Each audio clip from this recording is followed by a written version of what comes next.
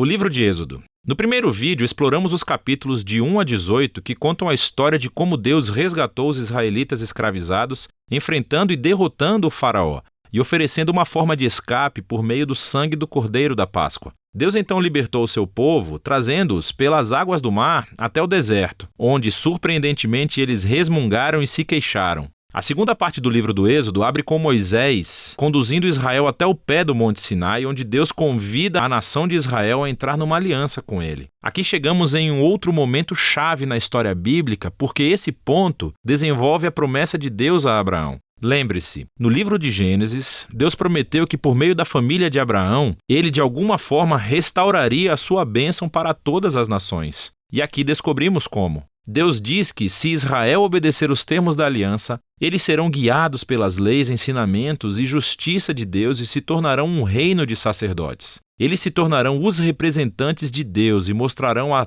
todas as outras nações como Deus realmente é. O povo de Israel aceitou a oferta avidamente. A presença de Deus aparece no topo do Monte Sinai na forma de nuvens, relâmpagos e trovões. Moisés sobe ao monte como representante do povo e Deus apresenta os termos básicos da aliança, os famosos 10 mandamentos. São os termos básicos do acordo do relacionamento entre os israelitas e Deus. Depois disso, vem outra coleção de mandamentos que desenvolve os primeiros 10 em mais detalhes. A lei sobre o louvor de Israel, sobre a justiça social, sobre como devem viver juntos, tudo moldando Israel em uma nação de justiça e generosidade diferente das outras nações. Moisés escreve todas essas leis e as traz para o povo que, mais uma vez, avidamente aceita fazer essa aliança com Deus. Uma vez feita a aliança, Deus toma mais um passo e avança o relacionamento. Ele diz a Moisés que quer que a sua presença sagrada, divina e bondosa viva no meio de Israel,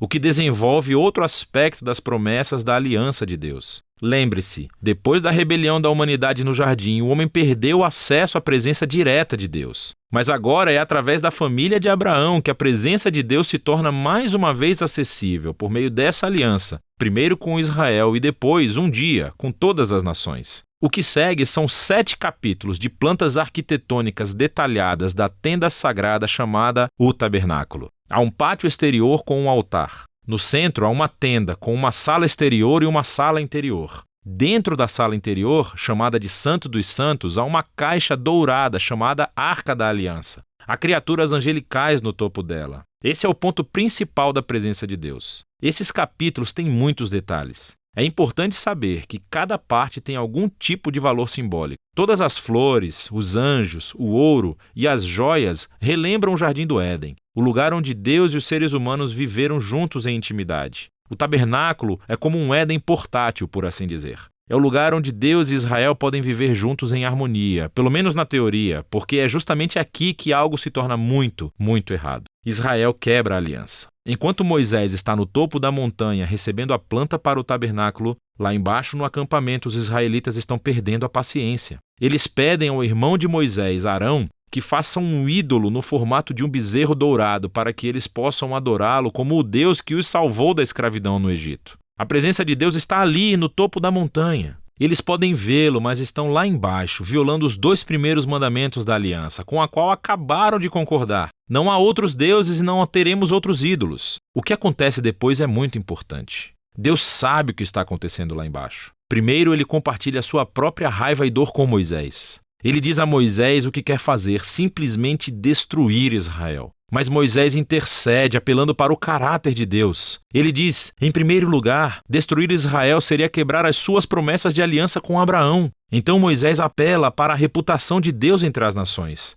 O que eles irão pensar se virem o Senhor destruir o seu próprio povo? Deus aceita a intercessão de Moisés e cede. Enquanto ele traz o seu julgamento para aqueles que instigaram a idolatria, ele perdoa a nação inteira e promete renovar a aliança. É justo nesse momento da história que Deus pela primeira vez descreve o seu próprio caráter a Moisés. Ele diz, o Senhor é misericordioso e gracioso. Ele não se ira com facilidade. É abundante na sua fidelidade à aliança. Ele perdoa os pecados, mas não deixará impunes os ímpios. Existe essa tensão. Deus é cheio de misericórdia, mas também deve lidar com o mal se ele afirma ser bom. Acima de tudo, Deus é fiel às suas promessas, mesmo que isso signifique um compromisso para com um povo totalmente sem fé. Depois de renovar a aliança com Israel, Deus ordena que Moisés vá em frente e construa o tabernáculo. Mais uma vez, temos 5 longos capítulos descrevendo detalhadamente a construção do tabernáculo. A história culmina no capítulo final, quando o tabernáculo é concluído. A presença gloriosa e divina de Deus vem e paira sobre a tenda e temos grandes expectativas. Moisés quase entra na tenda, mas no final não entra.